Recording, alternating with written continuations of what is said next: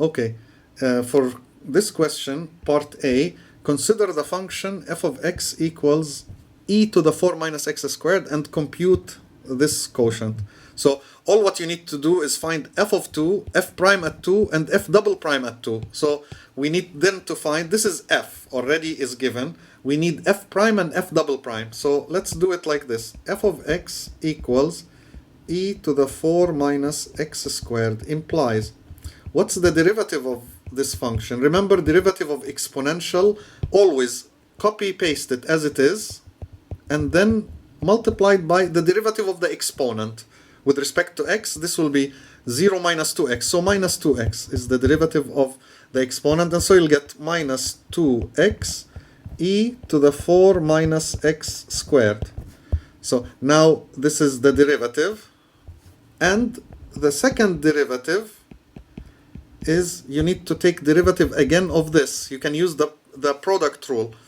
So it is four things, you know, something times something plus something times something, and here we can consider this minus 2x as our heart, and e to this 4 minus x squared as our diamond. So it is, you remember that it is heart prime heart, and you put here diamond and diamond prime, and now you just find these. They're all simple, you know. Heart prime is with respect to x, the derivative of negative 2x, just negative 2.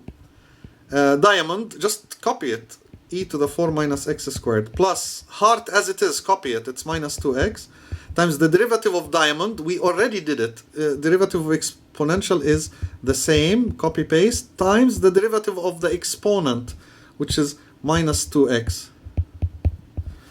Okay, and now simplify, so it will be minus 2, the exponential, and then this will be minus, and times minus is plus, 2 times 2, 4, x squared, e to the 4 minus x squared. And so you can take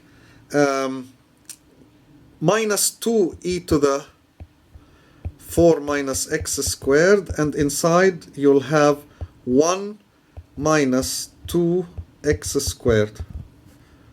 You can have it like this. That will be the second derivative, and the function, and the first derivative. Notice now that because you have those three, you can find this quantity that they're asking. So we will do them one by one. Let's see. From this here, what is f of 2? Just substitute 2 for x. It will be e to the 4 minus 2 squared is 4. So e to the 0, so it's 1. Good. F of 2 is 1. So right now you can go here and say, I found that this will be 1. And now I will try to find f prime at 2. So you go to, where is f prime? F prime of x is here. So f prime at 2, just replace 2. You have minus 2 times 2 e to the 4 minus 2 squared is 4. So this is minus 4 e to the 0, and e to the 0 is 1, so it's negative 4. F prime at 2 is negative 4. So here you can say, I found that this is minus 4. And last one is, let's do it in orange, f double prime at 2. We found f double prime. Now we replace 2. So it will be minus 2 e to the 4 minus 2 squared is also 4 into 1 minus 2 times 2 squared, 2 times 4. So this will be minus 2 e to the 0 into 1 minus 2 times 4 is 8. So it's minus 2 times minus 7, so 14. F double prime at 2 is 14. So here, this equals 14. It's not negative. It's equal to 1, 4. Okay, so this means that the entire thing, let's do it in purple. This entire thing now will be 1 times negative 4 over 14. And this will be minus 2 over 7, of course. So this is my final answer, negative 2 over 7. And how do I check? Here is the function. Look at how I'll check, but with the calculator that we have. And let's try to make it fast so we can answer part B quickly. So here we have a quotient, and the first one is they want us to take the derivative of the function e. So where is this one? Well, that will take long if I do it this way. So what I will do is first put the function e to the power 4 minus x squared, 4 minus something squared, and now replace the 2 inside, equal 1. So this is correct. Now I want to check that the derivative at 2 is correct, so I will say the derivative at x equal to 2 of the function that I have, this e to the power 4 minus x squared, 4 minus x squared at x equal to equal negative 4. Good. And if you want one more derivative, you will say, now I want the derivative of the derivative. So now my function will be the derivative function also at 2.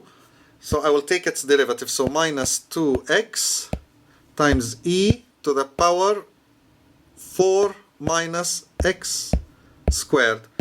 This is the second derivative at 2, equal 14. And yes, correct. And so the entire thing will be negative 4 over 14, which is minus 2 over 7. So what is minus 2 over 7? Just to know it as a decimal. So this is approximately negative 0.2857 if you want to 4 digits after the decimal. If you want to 3 digits after the decimal, depending on the question, so in this case you will do 286 if it tells you 3 digits. If it says 2 digits after the decimal, it will be 0.29. And if it says just 1 digit after the decimal, you'll do, because after the 2 there is an 8, the 2 becomes 3. So it depends on how they want the answer to appear, any of them, or it could be given to you as the fraction already. Okay, now part B. We can also delete the stuff from part A so we have more space and it looks easier. Okay, so we need to find all values of A so that the integral from 1 to A, so since we're starting the integral from 1, you know, so you're starting from 1, you want the A to be bigger than 1 on the right side of 1 so that this integral goes well with what we're used to. Okay, you don't go from 1 to a point less than 1 when you do integration. Usually you go from left to right. And that's why here I said A is bigger than 1. It has to be more than 1 so that you can do the integral. That's why. Now, you want, when you evaluate the integral, that the answer is specifically A. So, first of all, what is an antiderivative to this? Let's evaluate this first, and then we'll set it equal to A. Okay, so what's an antiderivative to 1? X. What's an antiderivative to 2 over x? You remember the integral of 1 over x dx? That was the special case of the powers. That's when the power is negative 1. And we know that this will give us ln x plus constant. So if there was a 2 there, it will be just the 2 outside, you know? That will be 2 ln x plus constant. So this will be 2 ln absolute x. Here 1 and A are both positive already, so there is no need for the absolute value. But if you're worried you'll forget it, just keep on putting it all the time. So okay, so this is from 1 to A. Okay, now how do you evaluate? First you need to put the bigger number, the one that is on top, okay, in the formula. So this will give us A plus 2 ln A minus, now put 1 into the formula for x. So you'll put it in 2 places, here and there. So minus 1 plus 2 ln 1. Ln 1 is known, this is 0. Any log of 1 is 0. Log base A for any A of 1 is 0, because this is equivalent to saying that A to the power 0 is 1. This is for any A bigger than 0. Okay, any base of a logarithm. You know, of course, you don't want A to be 1. We know that exponential functions, when you say base of exponential, it has to be different from 1. Because 1 to any power, 1 to the power anything, n, will be 1 for any power n. So it will not change this function to be constant. So it's not it will not be an exponential function. So anyways, ln of 1 is 0, and now we'll get, so this will be, finally, let's write it with a different color. The entire thing here finally will be a plus 2 ln a minus 1, because this cancels the 2 and you have just minus 1. Okay, so we found it. This is the left hand side. I'm just going to erase here to tell you that we found that this left hand side equals, and I'll just copy what I have here, a plus 2 ln a minus 1. Okay, we want this to be equal to what? To be equal to a. That's what they ask us for. So what does this mean? 2 ln a minus 1 equals, take this a to the other side, it will be a minus a, and that is 0, which means 2 ln a is 1, and so ln a is half. So we have ln a is half. We can continue where, okay, let's continue here. Have all of this just for the question. We have ln of some number a is half. How do you find a? You take exponential of both sides, because the exponential cancels the log. You'll get e to the ln a is just a. Okay, e to the ln a is a equals e to the half is radical e. Perfect. So a is radical e, meaning that, okay, how do we check our answer? You can check that the integral, is it true that the integral from 1 to radical e, that we'll do on the calculator, of 1 plus 2 over x dx is the same as radical e? Let's check. If yes, we will be, of course, happy, and we will be done with the question. So if no, we will check where we made a mistake, but let's see. The integral, so this is, by the way, a definite integral, so you can immediately get it from here, because it's from a number to a number, and this number here we say it's radical e. So I put radical e there. 1 plus 2 over x. And actually I prefer to put parentheses to close the formula like this.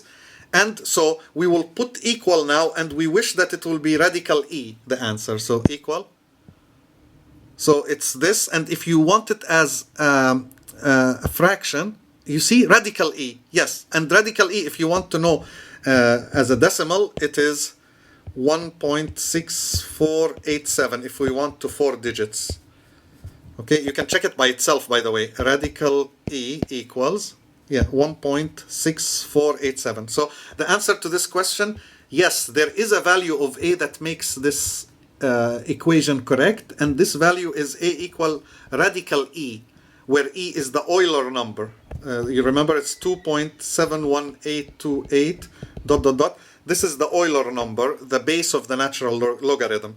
Okay, this was a good question. I like this question. So make sure that you do it again, but this time by yourself, if you didn't get it correctly. And I will stop here.